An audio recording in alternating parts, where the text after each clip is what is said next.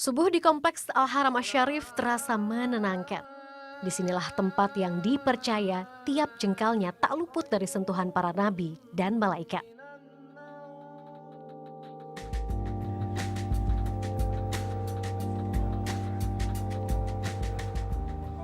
Para peziarah muslim pun berlomba lantunkan doa dalam hening dingin bulan Januari di masjid yang jadi kiblat pertama umat muslim, Al-Aqsa.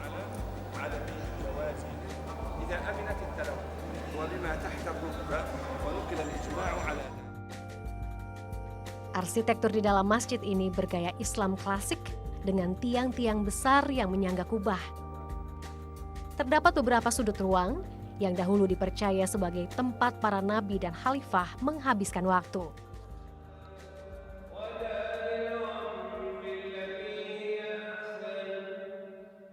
Syekh Yusuf Abu Sneina didapuk mengimami sholat subuh kali ini. Suaranya yang lembut namun tegas membuat para makmum khusyuk jalani tiap sujud dan ruku. Tak lupa bacaan kunut dipanjatkan dan didoakan para nabi dan syuhada.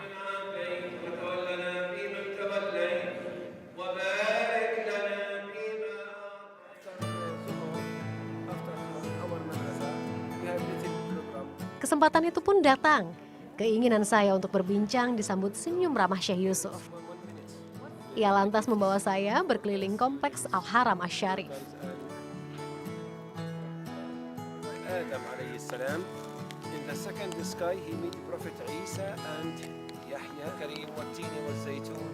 Pagi yang masih setengah terjaga tidak menurunkan minat Syekh Yusuf menerangkan keutamaan Kompleks Al-Haram Asy-Syarif ini bagi umat Islam. Waz-zaitun, this is mount. Here, this is area. Waz-zaitun. Mulai dari pohon zaitun yang jadi penanda berkah Allah atas negeri Syam, hingga kisah akhir zaman yang dipercaya akan muncul di tempat suci ini. Kunut, and Bani Ulama said Prophet Isa alayhi salam to Maryam here. So that area is Bethlehem. Not Bethlehem. Not Bethlehem. Many ulama said she born here. Syekh Yusuf pun membawa saya mengintip suasana di luar gerbang. Nampak kompleks makam umat muslim terdahulu, dikelilingi makam umat Kristiani dan Yahudi melingkari Bukit Zaitun. Mereka percaya akan dibangkitkan bersama-sama nabi dan orang soleh di akhir zaman setelah Imam Mahdi berhasil mengalahkan Dajjal sang penyaru Nabi Isa. Dan meski hanya dari jendela gerbang, pemandangan Bukit Zaitun nampak begitu indah. Masya Allah. Meski kini wilayah Kompleks Al-Haram Asy-Syarif dikuasai Israel, namun pengelolaannya tetap diserahkan kepada negara Yordania. Mulai dari perawatan taman, kebersihan kompleks masjid, hingga gaji pegawai dan imam masjid.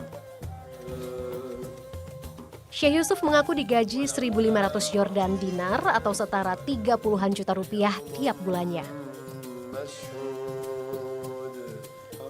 Namun uang bukanlah prioritas pria parubaya ini. Di tiap waktu senggangnya, Syekh Yusuf menyempatkan diri mengabdi untuk kepentingan umat. Karena itulah selain senantiasa mendaraskan ayat suci Al-Quran, pria asal Palestina ini juga meluangkan waktunya mengajar bagi para perempuan sekitar kompleks masjid. Sebagian diantaranya adalah janda yang tak mampu bersekolah umum. Semuanya tak dipungut biaya. Beberapa ada yang datang dari jauh demi menempuh pendidikan di madrasah ini. Terkadang jika miliki uang lebih, Syekh Yusuf juga berikan bantuan atau hadiah kepada para murid. It is difficult by the occupation. Sometimes they make troubles to us, and sometimes we make prayers here, but we are not in freedom. You know what the meaning of the occupation. نحن هنا في تحت الاحتلال ولا بد هناك من وجود بعض المشاكل في هذا المسجد وفي هذه البلدة المباركة في بيت المقدس وفي أنحاء فلسطين قاطبة، ولكن هذا قدر الله ونحن سنصبر على هذه المحن. نحن في أرضنا وفي مسجدنا سنبقى ثابتين إن شاء الله.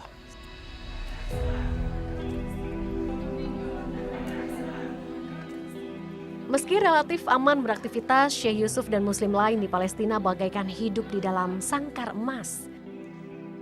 Kebebasan tidak didapatkan dengan mudah.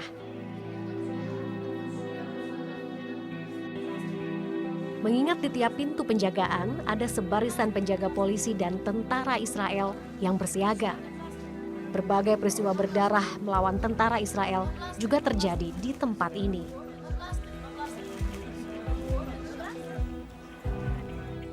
Namun ia dan Muslim lain percaya dengan janji Allah akan kemenangan orang-orang beriman.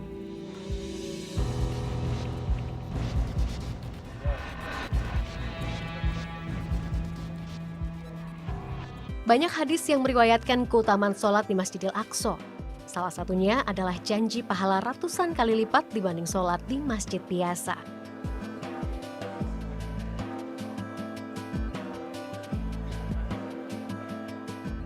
Begitu juga dengan itikaf atau berdiam di Masjidil Aqsa yang memiliki banyak keutamaan.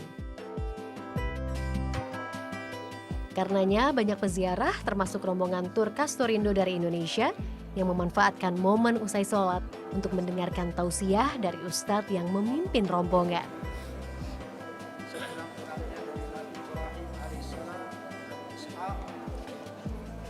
Saya pun tak mau ketinggalan ikut mendengarkan tausiah.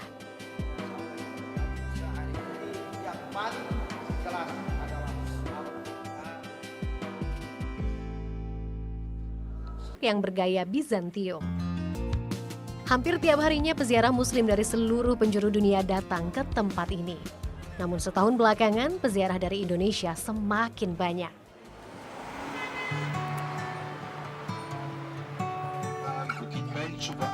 Syekh Yusuf, Imam Masjid Al-Aqsa juga kerap diminta mendampingi para jemaah asal Indonesia saat berwisata religi di Palestina.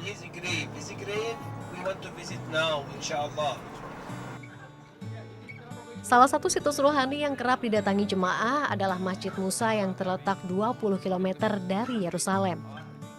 Orang Muslim merayakan pesta namanya Pesta Nabi Musa. Dari waktu Salahuddin sampai hari ini. Masjid ini dipercaya menjadi salah satu persinggahan Nabi Musa, nabi yang juga dihormati umat Kristen dan Yahudi. Karena itu, tidak hanya Muslim, grup peziarah Kristen juga kerap mampir di situs bersejarah ini. Termasuk grup peziarah Kristen dari Maluku. Mereka berangkat bersama rombongan Muslim ke tanah para nabi untuk beribadah, sekaligus mengambil hikmah toleransi dari negeri para nabi ini. Di sini kita melihat sendiri faktanya ya, itu semakin memperkuat iman kita, semakin memperkuat spiritualitas kita, semakin meyakinkan kita bahwa bagaimana kita membangun perdamaian dan persaudaraan itu menjadi penting.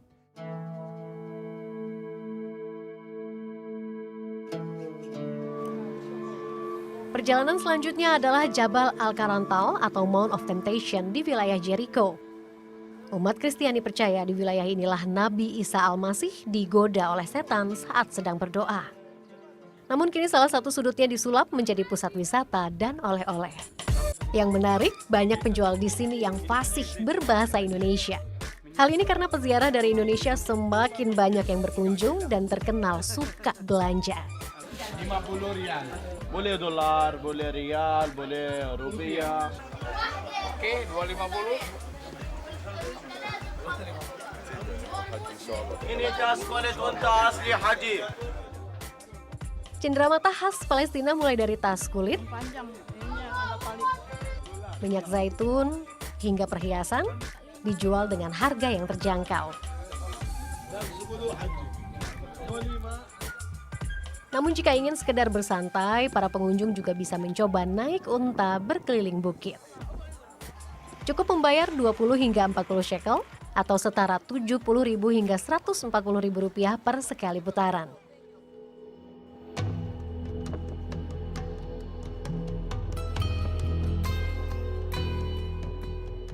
Menapaktilasi jejak para nabi di negeri yang diberkahi ini menghadirkan tidak hanya getaran spiritual, tapi juga kesadaran untuk menjalin ukhuwah dan toleransi terhadap sesama manusia. Seperti termaktub dalam hadis Nabi yang diriwayatkan oleh Ibnu Abbas.